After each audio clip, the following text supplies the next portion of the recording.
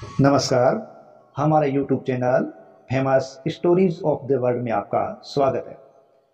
आज हम बात करेंगे राजस्थान के राजपूताने के एक ऐसे महान योद्धा के बारे में जो शायद न होता तो अरबों के द्वारा 8वीं शताब्दी के प्रारंभ में ही शायद अपना राजपूताना या ये राजस्थान पदाक्रांत हो जाता।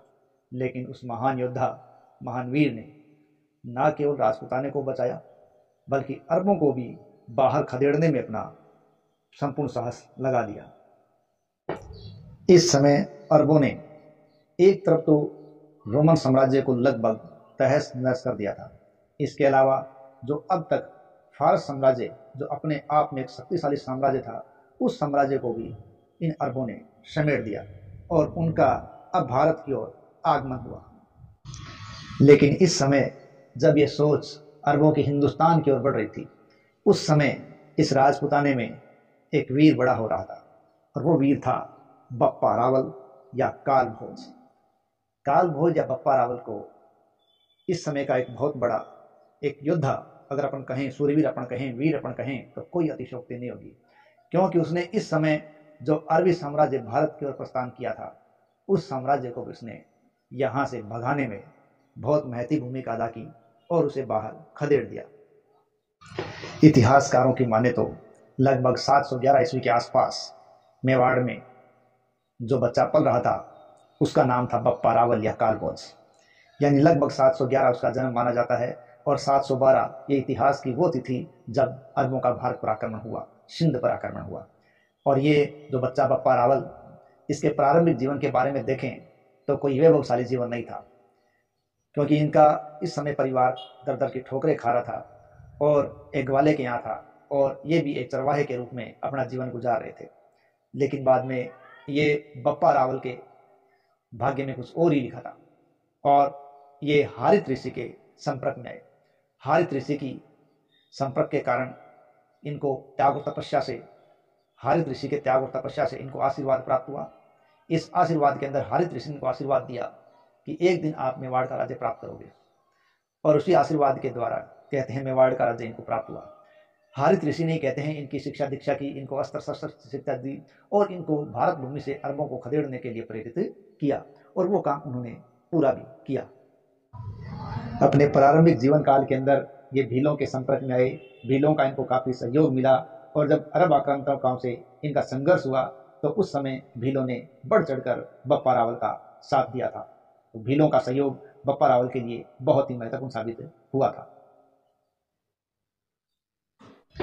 उस समय शायद ही है कोई सोच सकता था कि एक चरवाहे का काम करने वाला ये एक लड़का आगे जाकर इस भारत भूमि के भाग्य का एक उदय करेगा और राजस्थान के रजवाड़े का यानी राजपूताने का नाम रोशन करेगा और ये अरब आक्रांताओं से इस आक्रांत होती भूमि को बचाएगा।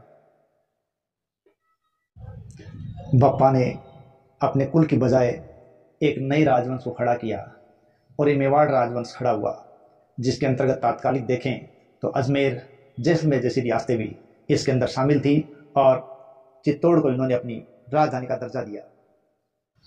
इस समय सिंध में अरबों का शासन आ चुका था। ऐसा माना जाता है कि श्रीलंका के राजा ने अरब के राजा को कुछ उपहार और भेंट भेजे थे, लेकिन सिंध के लुटेरों के द्वारा इन उपहारों को लूट लिया गया, जिसके कारण ये अरब तक नहीं पहुंच पाए। तो इराक के शासक अल हज्जाज ने सिंध के शासक राजा दाहिर से इन लुटेरों को पकड़ने की और उपहार की मांग की थी, लेकिन राजा दाहिर ने ऐसा करने से मना कर दिया। इसलिए इराक का अल हज्जाज नाराज हो गया और उसने अपने भतीजे राजा मीर कासिम को यहाँ आक्रमण करने के लिए भेजा और मीर कासिम सिंध तक आया। उसने राजा दाहिर को हराया और उसकी 2 बेटियों को बंधक बनाकर अल हज्जाज के पास पहुंचा दिया था। तो ये ऐसा अरबी साम्राज्य अब यहाँ स्थापित हो चुका था, लेकिन मेवाड़ की भूमि पर भी इसकी रक्षा करने वाला वीर पैदा हो चुका था। सिंध पर कब्जा कर लेने के बाद जब इनका आगे विस्तार हुआ तो इनका सामना बाद में मेवाड़ के इसी वीर बप्पा रावल से हुआ, लेकिन बप्पा रावल ने इन अरबी लुटेरों को यहाँ से भागने के लिए मजबूर कर दिया। लेकिन ये अरबी लुटेरे कहाँ मानने वाले थे।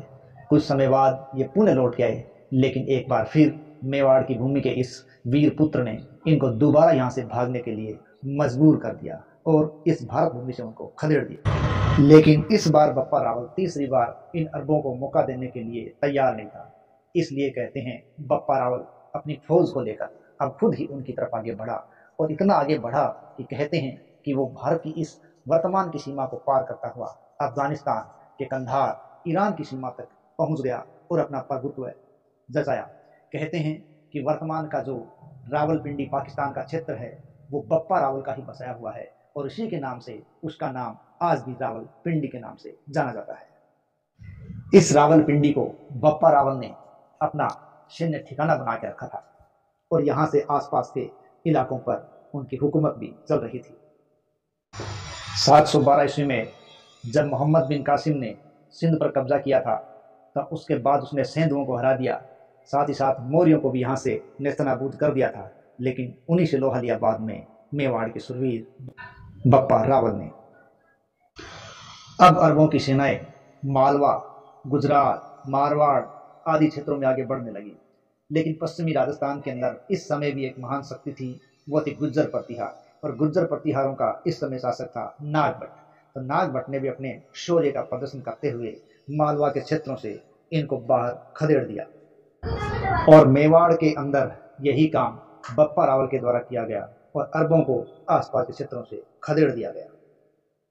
हालांकि इस समय अरब कोई कम शक्तिशाली नहीं थे, क्योंकि अरबों का इस समय का जो साम्राज्य था वो एक बड़ा विशाल साम्राज्य था, क्योंकि इन लोगों ने इस वक्त तक स्पेन, मिस्र, ईरान यानी पारसिया इस साम्राज्य को भी पदाक्रांत करके अपने अधीन कर लिया था। अब इराक के शासक अल हज्जाज की नजरें हिंदुस्तान की तरफ थी, लेकिन कोई कार्रवाई नहीं हुई थी। बाद में उपहार की बात को लेकर एक मौका मिला और दाहिर को अरबी आक्रमण मोहम्मद बिन कासिम के रूप में झेलना पड़ा। मोहम्मद बिन कासिम ने उत्तर पश्चिम भारत की सीमा से सिंध की तरफ प्रवेश किया। हालांकि इस समय सिंध का साम्राज्य कोई छोटा नहीं था, जो आसपास के दूरी तक फैला हुआ था। यहाँ तक अगर देखें तो भारत के बाहर की स्थिति में आज में अफगानिस्तान तक उसकी सीमाएं लगी हुई थी, तो गुजरात से भी उसकी सीमाएं लगी हुई थी। इतिहासकारों की माने तो प्रारंभ के अंदर राजा दाहिर है वो इन अरबी आक्रमणकारियों पर भारी पड़े थे, लेकिन बाद में कासिम ने अपनी सेना के कुछ सिपाहियों को कहते हैं महिलाओं का वेश बनाकर दाहिर की सेना के अंदर घुसा दिया, और अब जो पासा है वो बदल गया था, और एक वीर की भांति लड़ता हुआ राजा दाहिर है वो इस युद्ध भूमि के अंदर मारा गया, और अरबों का यहाँ पर कब्जा हो गया। इसके बाद अरब आक्रमणकारी आगे बढ़ते चले गए, और कोई भी शक्ति इनका मुकाबला करने के लायक नहीं थी, इसलिए इनका प्रभाव आगे से आगे बढ़ता चला गया। लेकिन इनको नहीं पता था मेवाड़ की भूमि पर एक सुरवीर इनका इंतजार कर रहा है। कहते हैं सिंध से जब ये आगे बढ़े तो लगभग कहते हैं कि 725 ईस्वी तक इन अरब लुटेरों के द्वारा गुजरात, भड़ोस, जैसलमेर, मारवाड़ के पास के क्षेत्र है वो कब्जे कर लिए गए थे। अब बारी मेवाड़ की थी, लेकिन मेवाड़ के बप्पा रावल भी कम नहीं थे।